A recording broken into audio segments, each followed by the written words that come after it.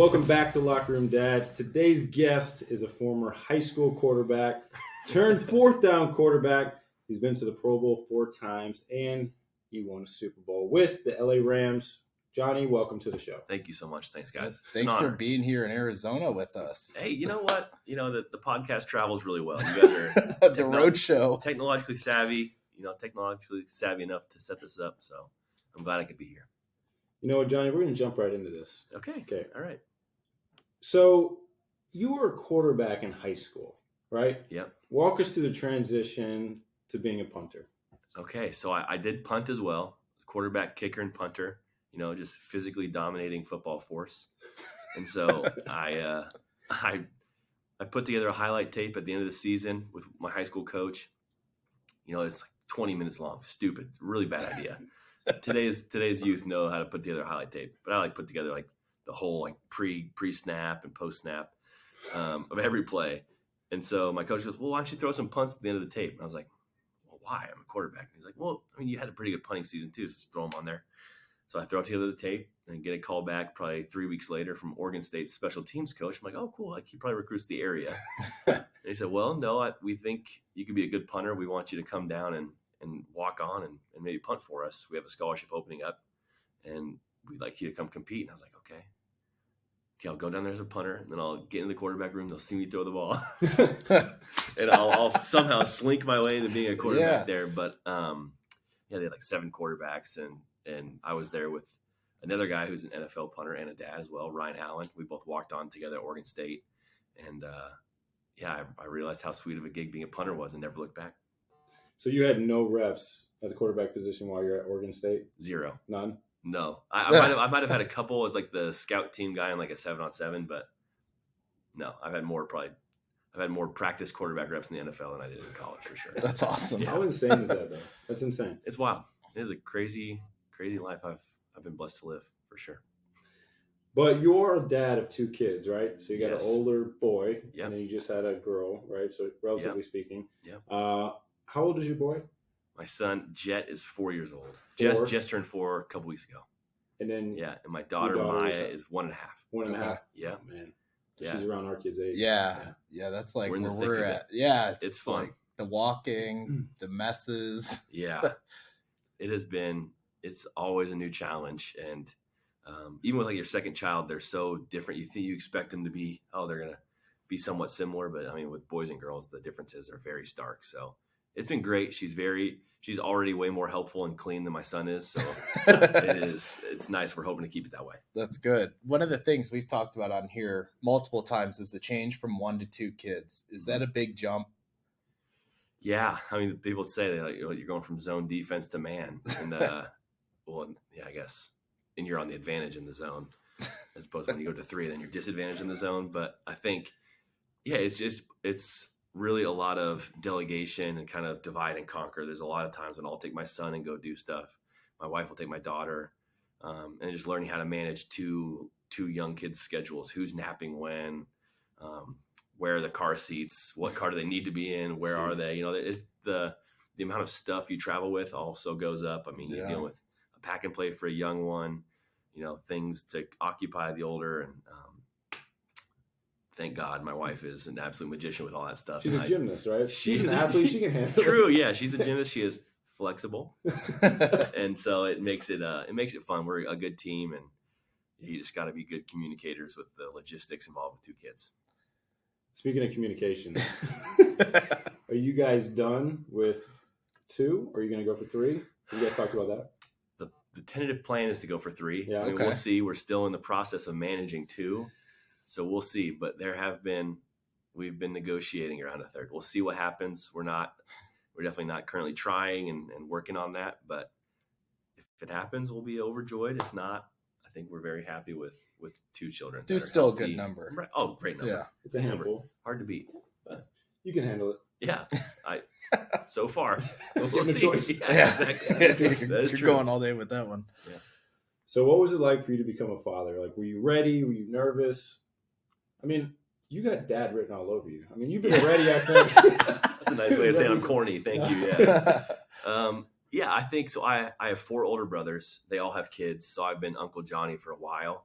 And so I've, always kind of had the task of sitting at the kids' table with my brother's kids and hanging out with them and playing. And it's been a role that I've always playful and have the maturity of most children. So it's kind of a good fit for me. It's So had a lot of reps then. Yeah, a lot of reps. Yeah. And so I feel like I was pretty ready, but you never know how your preparedness is until you meet the baby and you're in it. Oh man. But it is the most wonderfully life-changing moment of just my life's not about me anymore, and there's some people that really relent that and have a hard time with the sacrifice that comes with being a dad, but it's a magical moment. It's really cool. I think it's funny too, because the mom already knows she's a mom from the start, and the dad's just hanging out, and then it's not till you actually meet your kid that you're like, I am a dad now. I'm actually a dad, and I'm holding a baby. I didn't have to do work for 9 months now. Right now the work begins. It's weird. There is that moment when it comes out, something snaps inside of you. Okay, now I'm a dad. Yeah, right, for sure. But speaking of the pregnancies, how was Michaela's pregnancies? Was it straightforward, or were there any kind of complications along the way? Yeah, they were good. I mean, thank God I wasn't pregnant, because I would have been way more of a whiner and just laying around. But I'm trying to remember. I mean, her first pregnancy, she was just tired, and then really hit kind of the midway point and was a lot better. Her energy kind of came back towards the end of her pregnancy.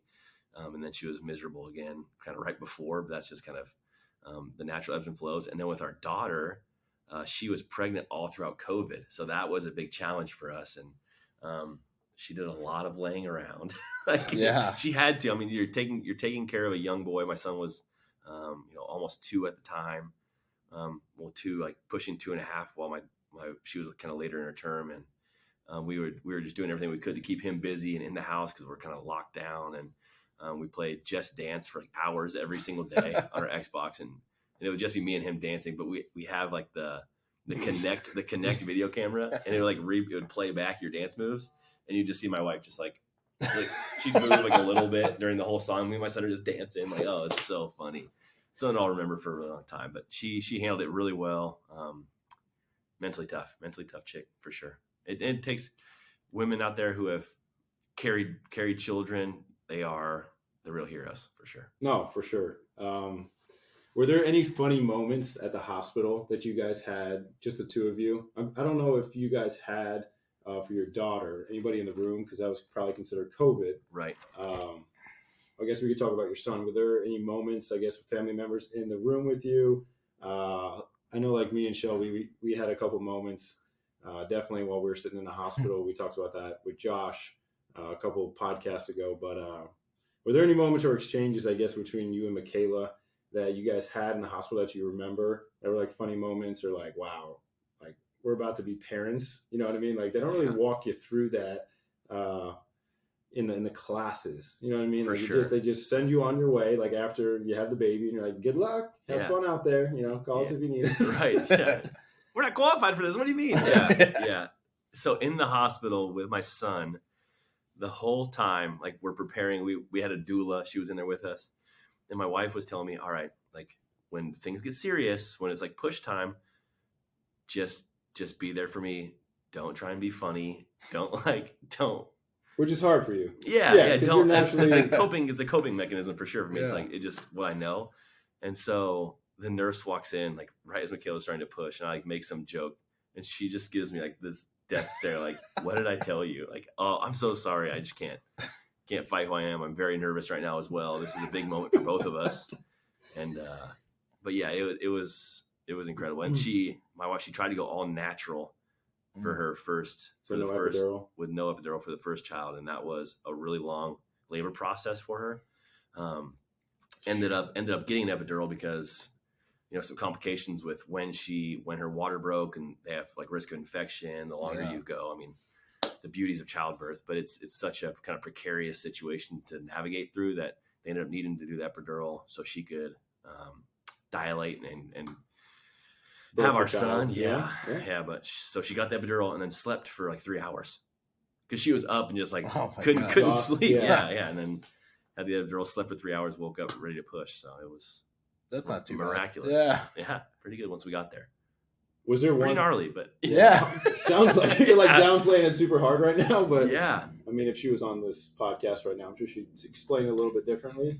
Yeah. I'm not sure what the rating of this podcast is, but it might be going to some parental advisories might be getting put on this thing. We'll see. I don't know. I can't go too much more into it, but oh yeah. Did you get to stay for that epidural, by the way? I did. Yeah, I was holding her hand the whole time. Yeah, it was crazy. I did too. I know we talked about. Yeah, this. I didn't get. They made me leave, Oh, and I was like, they thought you'd be nervous. Florida I don't know. Yeah. I was like, Florida. I kind of wanted to see what it looked like, to Right. be honest. Oh, it's crazy. Yeah, it's nuts. I had an epidural injection for like a bulge disc in my back one year, and so I kind of knew what it would look like. But yeah, it's pretty gnarly. It's a big needle.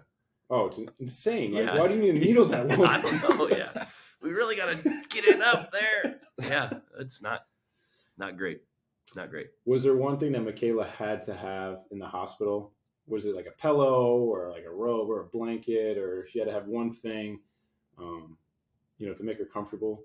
Yeah, she needed music. We brought a little speaker for music, and then she's a big snacker, so she needed her snacks. Like we had, we had like all like her little snack chips and crackers and things she likes, maybe some trail mix. But yeah, she is a big snacker, and like comes a point when you can't eat because you're epidural or Right, whatever, and yeah. so she was really hurting with that. And then I like to have the like cup of noodles, like broth. It's just like the cup of noodle concentrate and you dump water in there. They gave her like a cup of broth after she gave birth to our son, and she holds it in her mind. That's like one of the most refreshing things she ever had in her entire life was the cup of broth. Well, they like after- starve you for like, I don't know, 18 hours or whatever it is, and you can't eat or drink or whatever. It's not good. It's probably good to have. It wouldn't have mattered what she had there, though. It would have been the best thing Right, ever. yeah, but that cup of broth. Cup of She noodles? always talks about it. Yeah, Yum. it's essentially the cup of noodles without the noodles and fake vegetables in it.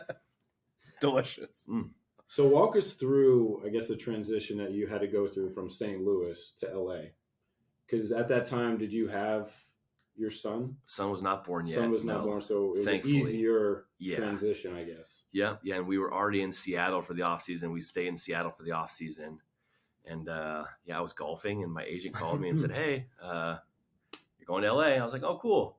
And like, the whole team is moving to LA. I was like, "Okay, all right, this is pretty wild." But it was great. I mean, I'm from the West Coast. My wife's from Northern California, so it was nice to be moving back home. Well, not like to the West Coast per se, but it was good to be back on the same time zone as our friends and family. And pretty painless. Ended up throwing a bunch of my stuff in storage unit, throwing away half the stuff I had anyways, and moved what was necessary out. And It was probably a good thing before you had the kids, because the purge is necessary. Because all the stuff you acquire with children, it's insane. Yeah, you got to make room for everything. And I only have one 14-month-old. Oh, yeah. Imagine two. Yeah. Oh, my God. Yeah, we have a storage unit already in California, and I go in there, I'm like, why do we still have this stuff? That's in case we have another one, you never know. Yeah, you got to keep it around, but it is the clear plastic bins. Oh, yeah. Of every toy, all the clothes, every step of the way. Yeah, we have a boy and a girl, so we got to save both their clothes just in case whatever. Yeah, you never know. Is, and it's fun. So for any new dads out there, how do you balance being a father in football? Is it hard for you? A lot of guys, they do it different ways, but I just wanted to know what you do personally to balance that relationship. Yeah, I mean, what's most important is just when it's like off time for football, when I'm done with practice, like I do my best to come home and not bring the stresses of work with me. I mean, there's a football season, no matter how well it goes. I mean, we won the Super Bowl. There was still a lot of ups and downs and, good weeks and bad weeks performance wise and stuff that you could easily bring home with you. But at the end of the day, my kids they don't care. Like my son goes to the games because he likes the songs they play and like I don't even know if he really watches. It's kind of fun, but it's just, and then being intentional with your wife or the mother of your children to make sure that when I come home, it's not off time. I don't get to come home and just throw my bag down and take a nap or do whatever I want to do. It's, you got to be there for your kids, help alleviate the stresses. My wife stays at home with our kids. And so, she is incredible and sacrifices so much. So when I get home, it's kind of on time for dad to take the kids to the park, go do something, free her up a little bit. And so, communication is vital. Communication is very, very vital for sure. So going into Super Bowl anyway this year, I know that week is crazy busy. Did you have much time to spend with your family at all during that week? I did. Well, we were really lucky because we hosted it. So it was Yeah. at our stadium. And so we played in the Super Bowl in 2018, and that was in Atlanta. So we went, our whole team left our families like the week of the game. We're in our own hotel. Our families couldn't even mingle with us. But this time I was at my house up until Saturday night. Okay. So we were at our practice facility. I was at my house. You know, we had some guests come and stay with us, and that was really fun. But yeah, for the most part, it was just business as usual, which was really nice and tiring. Sometimes it's nice to get away and go to the away hotel and be in the bed and get to sleep an entire night uninterrupted. But it was really nice to be in that same kind of flow and have that contact. It was nice. Was there a big difference between being at SoFi, like a home stadium, versus when you guys were on the road, like when you guys were playing New England? Like, what was were you more relaxed? It was your second time. Yeah. But how much different was it, if there was any difference? I'd say there was a big difference I think, just comfortability of knowing what you're going to see around you. We were on the same sideline, still in our locker room. Right. A lot of the comfortability that you have with your pregame routine and everything. Of course, you got to spread that out because everything takes forever on that day. But yeah, it was a big advantage to us. We stayed in our team hotel that we normally do. There was a lot of just routines and rhythms that you could stay in with being the home team or the host team. We weren't the home team in the game. Yeah. It was great. I'm so thankful that we won that game. Yeah. It's great. It's a good one to win. Yeah, experience. Yeah, for sure. 100%.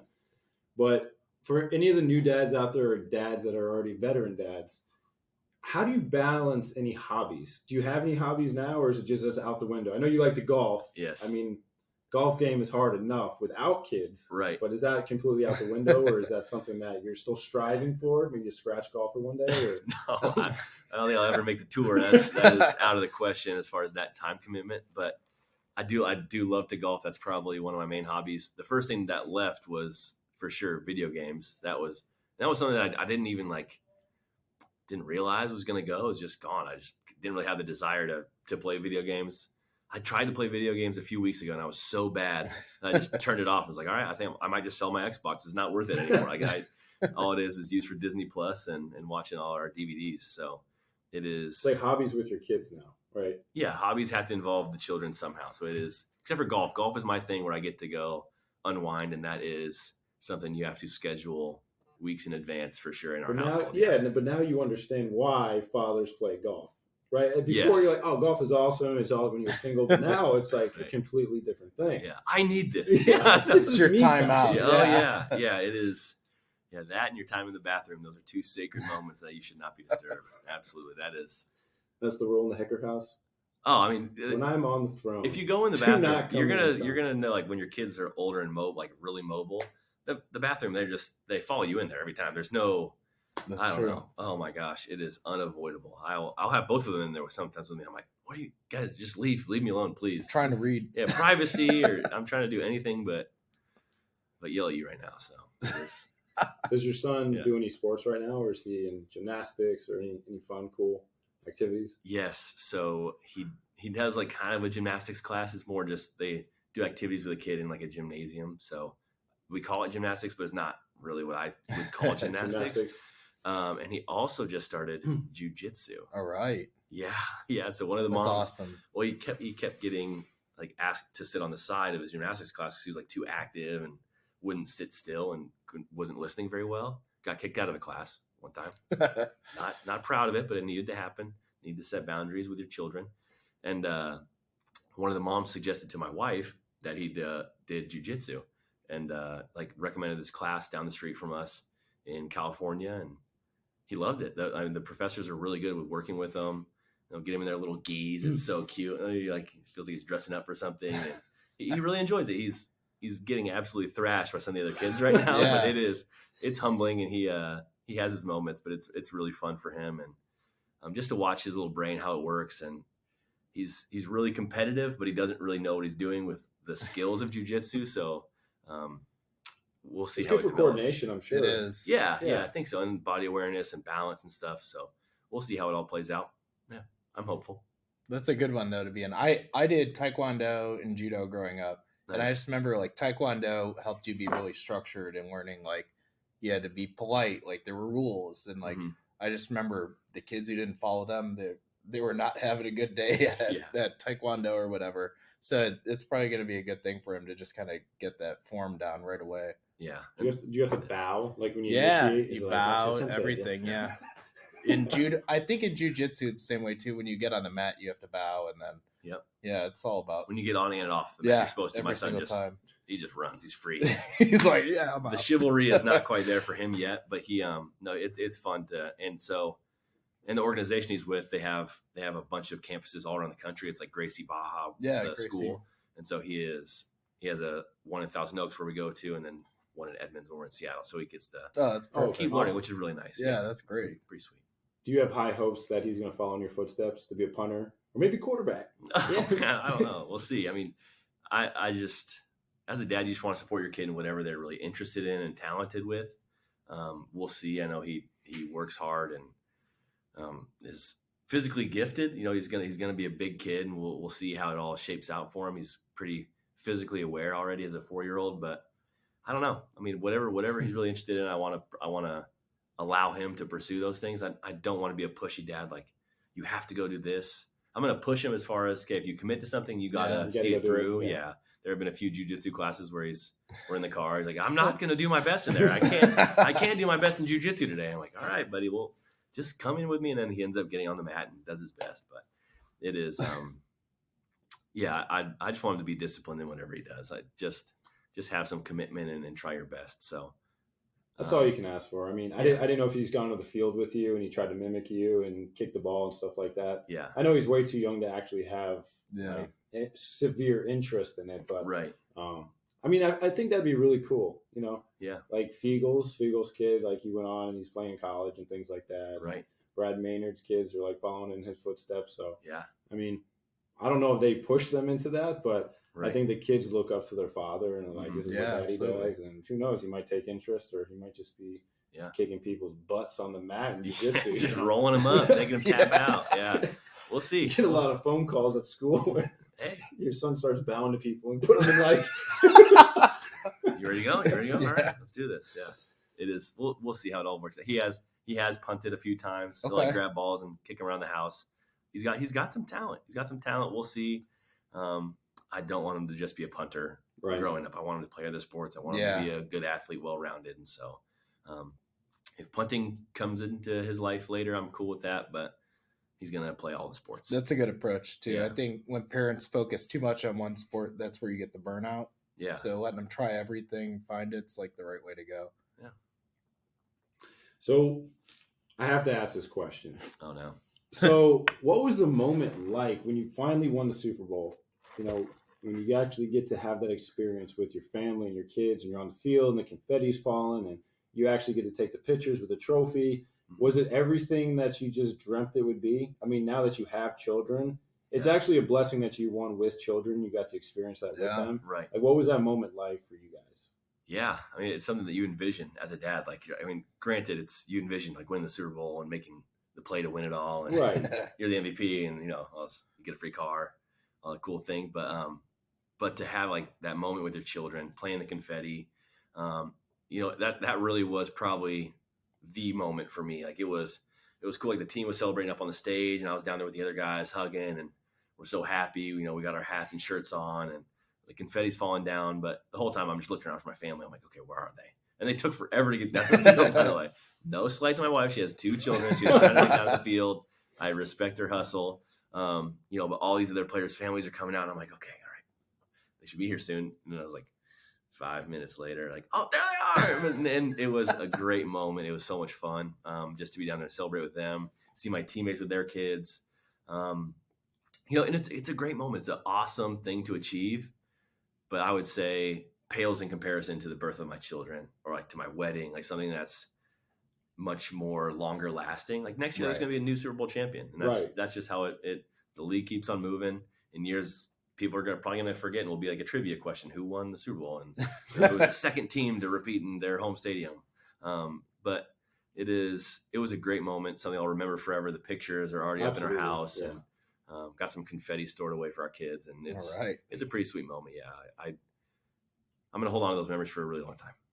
I think it's nice for people to hear that, that aren't in the athletic realm, you know, because they see you guys on TV, they see everyone going to Disney, and they're like, man, that's what it's all about. Like, why couldn't I do that? But you just hit the nail on the head. It's great. It's a milestone moment in your life. But you said just having a child and a birth of your children is way more important and way more valuable to you. Yeah. I think that's really cool that you said that, because there's a lot of dads out there that, you know, wish they could achieve that moment, but just having the birth of your kids is another moment like that they should, you know, enjoy and cherish that moment. That's the peak. Yeah. That is the peak. Yeah. I think what's cool for you. 2 kids. I think what's cool for you though is like, you know, you started with St. Louis. You're with the same franchise essentially. Yep. To win a Super Bowl. I think it's cool to stay with one team and do that. Yeah. And just to have an experience like that, and then your kids get brought into that whole franchise basically. Yeah. That's a cool way to do it.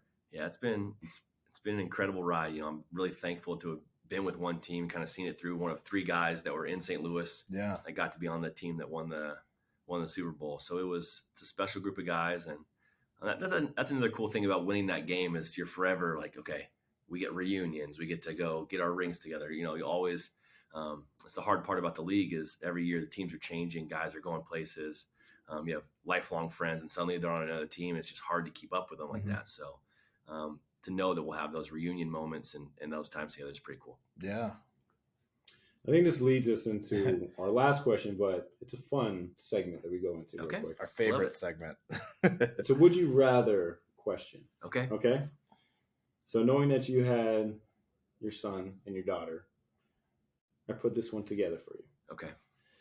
Would you rather have both kids on the team's sideline during the Super Bowl while you're trying to like punt in the net, like kind of babysit them, like, or sleep in a crib the night before the Super Bowl with your daughter?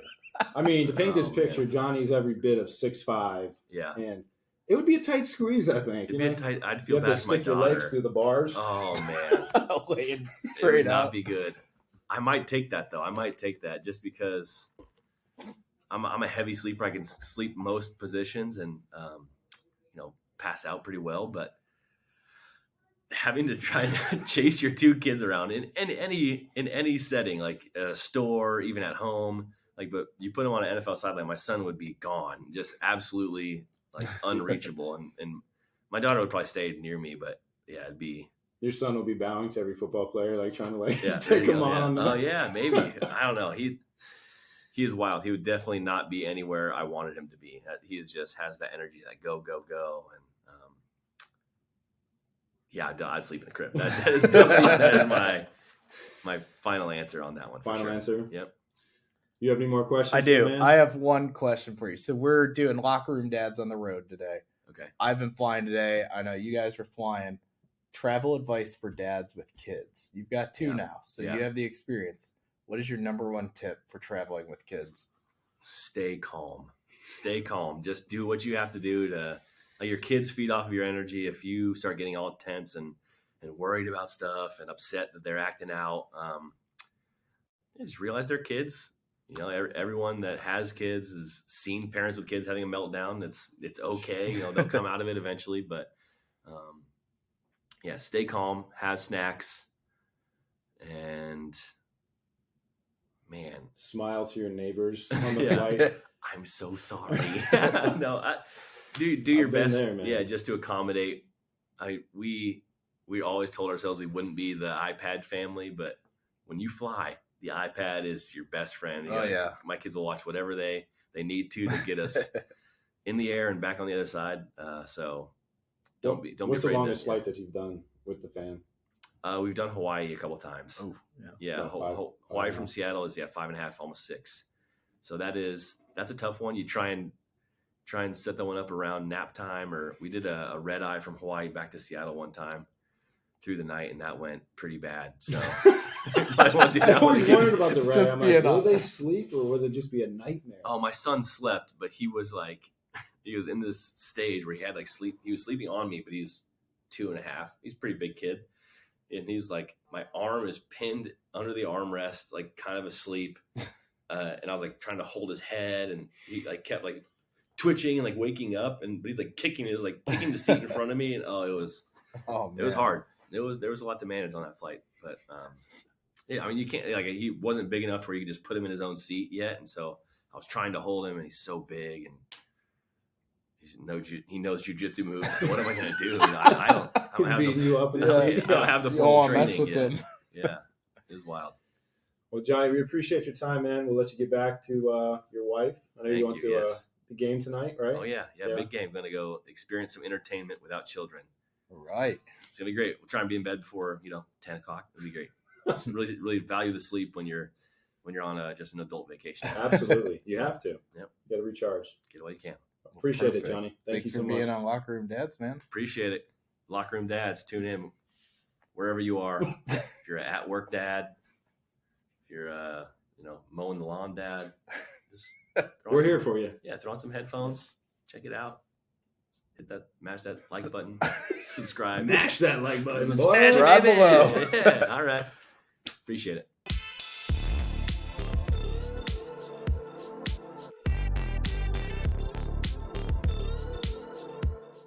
Locker Room Dads is brought to you by Stormhouse Brewing. South Florida's best pint and bite is located in sunny North Palm Beach. Whether you're looking for a great craft beer, delicious food, or watching your favorite team, they're always brewing the perfect storm. And Coach First. Coach First is a fully integrated app that is designed for athletes and coaches alike. Whether you want to book your next training session or take your coaching to the next level, Coach First is the app for you. Find them on the App Store and sign up today.